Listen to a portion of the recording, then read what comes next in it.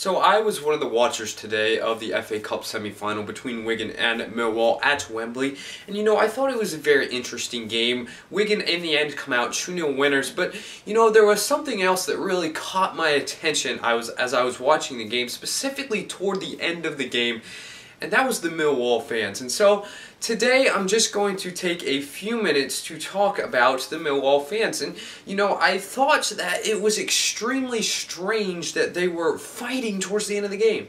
I mean, you don't normally see so many people fighting during a football match just because they've lost.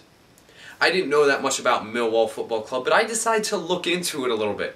And so with my online research, I found out a few things about the club and its fans, and I am going to read some things off my laptop here, and so I'm just going to start reading. The club and the fans of Millwall have a historic association with football hooliganism, which came to prevalence in the 1970s and 80s with a firm known originally as the F Troop, eventually becoming more widely known as the Millwall Bushwhackers, who were one of the most notorious hooligan gangs in England.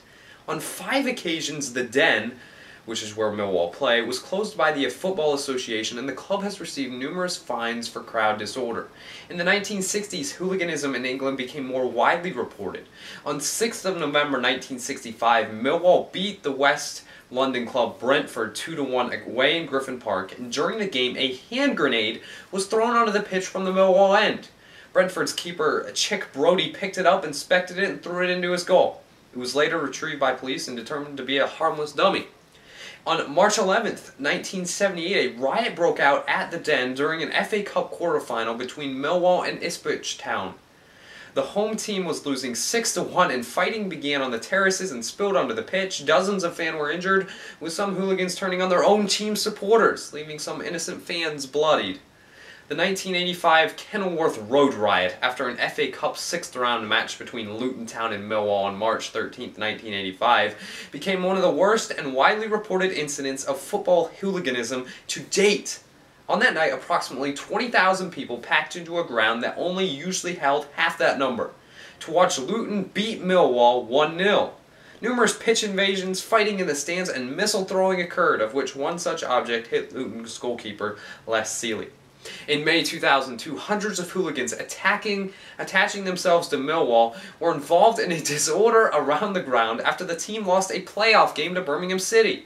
It was described by the BBC as one of the worst cases of disorder seen in Britain in recent times. A police spokesman once said that 47 police officers and 24 police horses were injured, and the Metropolitan Police considered suing the club after the events. In January of 2009, hundreds of Millwall fans perceived as high-risk individuals gained access to an FA Cup 4th round match away at Hull City. The game was 1-2 by Hull, was overshadowed when seats, coins, and plastic bottles were thrown by some away supporters. There were conflicting reports in the media as to whether missiles were initially thrown by Hull supporters following chanting and jeering by Millwall fans of Jimmy Bullard, an ex-West Ham player, just prior to the fixture.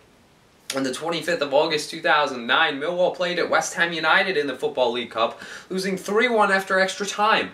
One Millwall supporter was stabbed during clashes between the two set of fans outside the ground. The game saw hundreds of West Ham fans invade the pitch on 3 occasions, forcing the game to be temporarily suspended once.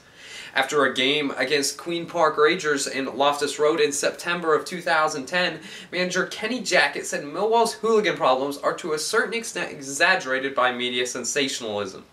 Quote, "I see it as unjust. We're an easy club to criticize, and in my time at the club, the way we have been reported is unfair," he said. So you see that this is a prevalent issue with Millwall Football Club. Nearly every couple of years, they have hooligan incidents. And so it's just really sad to see this kind of a thing. I was rooting for Millwall at the beginning of the game, but after finding all this out, I was a little bit disturbed and, disgraced by Millwall, who are currently 16th in the championship, made it to an FA Cup semi-final. Their club has so much behind it. I mean, you think of the 6 managers in 2 years, in 2005, 2006, the stability and playoff success in 2007, the promotion, the FA Cup final in 2003 and 4, before, relegation and administration before that in 1997 through 2000. So this club is very interesting, but it's just sad to see the kind of hooliganism and it really speaks out to us to be better fans. Now obviously I live a couple thousand miles away, and so I can't attend these games, I can't be one of those fans. But you know, for all you fans over there, it's just a call to watch how important football becomes to you. Now I understand how important football may be to some of you, but in the end, as much as I may take stick for this, it is just a game, and people's lives and people's safety is much more important than that. So as a fan, I ask you and I encourage you to be a better fan for your club, not to be like Millwall, and maybe some of it is exaggerated, but I saw bloodied faces today. And that's very sad, and you know, we should be able, you should be able to go to a football game without having to worry about that type of thing. This has been CLC Sports USA talking about Millwall Fans and just a little bit of controversy that's going on concerning that.